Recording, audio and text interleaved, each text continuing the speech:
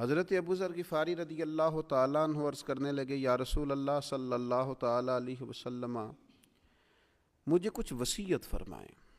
اب اس طلب کے ساتھ اور اس کیفیت کے ساتھ جب صحابہ عرض کرتے تھے تو پھر نبی پاک علیہ السلام کی رحمت بھی چھما چھم برسا کرتی تھی، اور وہ علم و حکمت کے خوبصورت قطرے جو صحابہ پر برسا کرتے تھے، ان کا فیض اللہ تعالیٰ نے امت مسلمہ کو بھی عطا فرمایا۔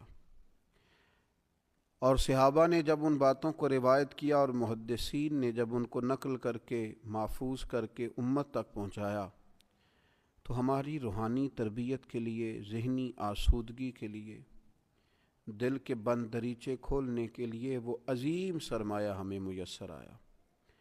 حضرت ابو ذر غفاری رضی اللہ تعالیٰ عنہ جب عرض گزار ہوئے کہ یا رسول اللہ صلی اللہ تعالیٰ علیہ وسلم، مجھے کچھ وصیت فرمائیے، تو نبی پاک علیہ الصلوۃ والسلام نے فرمایا، میں تم کو اللہ تعالیٰ سے ڈرتے رہنے کی وصیت کرتا ہوں، کیونکہ یہ تمہارے کاموں کو بہت سنوار دینے والی چیز ہے۔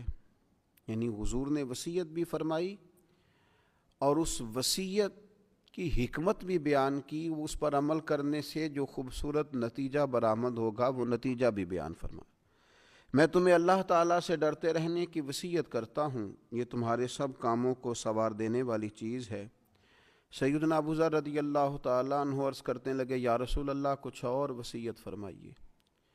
تو نبی پاک علیہ الصلوۃ والسلام نے فرمایا، میں تمہیں قرآن مجید کی تلاوت اور ذکر الہی کو اپنے اوپر لازم کر لینے کی وصیت کرتا ہوں۔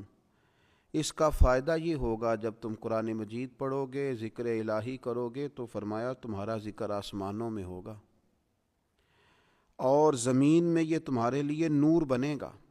حضرت ابو ذر رضی اللہ تعالیٰ عنہ کا شوق یوں لگتا ہے اور دوبالا ہو رہا تھا۔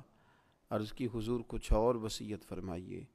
تو نبی پاک علیہ الصلوۃ والسلام نے فرمایا، طویل خاموشی کو اختیار کرو، دیر تک چپ رہا کرو۔ فرمایا اگر تم اسے لازم کر لو گے تو یہ چیز شیطان کو بہت زیادہ پھٹکارنے والی ہے، دور کر دینے والی ہے، اور تمہارا طویل ٹائم خاموش رہنا، لمبا وقت چپ رہنا تمہارے دینی کاموں میں تمہارا مددگار ہوگا۔ حضرت ابو ذر غفاری رضی اللہ تعالیٰ عنہ نے عرض کی، یا رسول اللہ کچھ اور فرمائیے۔ تو حضور نے فرمایا، بہت زیادہ ہنسنے سے بچو، کیونکہ بہت زیادہ ہنسنا دل کو مردہ کر دیتا ہے اور چہرے کے نور کو غارت کر دیتا ہے۔ کہتے ہیں میں نے عرض کی، یا رسول اللہ کچھ اور فرمائیے۔ تو آپ صلی اللہ تعالیٰ علیہ وسلم نے فرمایا، تم حق بات بول دیا کرو، اگرچہ کسی کو کڑوی ہی لگے۔ میں نے عرض کی، یا رسول اللہ کچھ اور فرمائیے۔ تو حضور فرمانے لگے، اللہ تعالیٰ کے معاملے میں کسی ملامت کرنے والے کی پرواہ نہ کرنا، رب کی رضا کا گویا کام کرتے رہنا، اور اگر تمہیں کوئی برا کہے، تم پر کوئی تنقید کرے تو اس کی پرواہ نہ کرنا۔ میں نے عرض کی، یا رسول اللہ کچھ اور فرمائیے۔ تو نبی پاک علیہ الصلوۃ والسلام نے فرمایا، لوگوں کے عیبوں کو بیان کرنے سے اپنی زبان کو روکے رکھنا، اور ایسے عیب جو اگر تم غور کرو اور تم جانتے ہو کہ تمہارے اپنے اندر بھی موجود ہے، لوگوں کے بارے میں وہ عیب بیان کرنے سے روکنا۔ 7 وصیتیں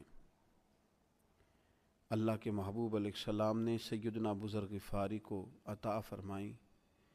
دین و دنیا کی ساری حکمتیں، علم و معرفت کے سارے پھول محبوب پاک علیہ السلام کی ان 7 حکمتوں میں پوشیدہ ہیں۔ اگر ساری دنیا کی دانائیوں کو کھنگالا جائے، ٹٹولا جائے، اور بندہ مومن اپنی روحانی تربیت کے لیے اور راہ سلوک پر چلنے والے سالکین طریقت اپنی باطنی ترقی کے لیے ان 7 باتوں پر عمل کریں، تو میرا خیال ہے کہ انہیں کسی اور طرف جانے کی ضرورت نہیں پڑے گی۔ اللہ کریم ہمیں اپنے محبوب پاک علیہ السلام کی ان خوبصورت باتوں پر عمل کرنے کی خاص توفیق عطا کرے۔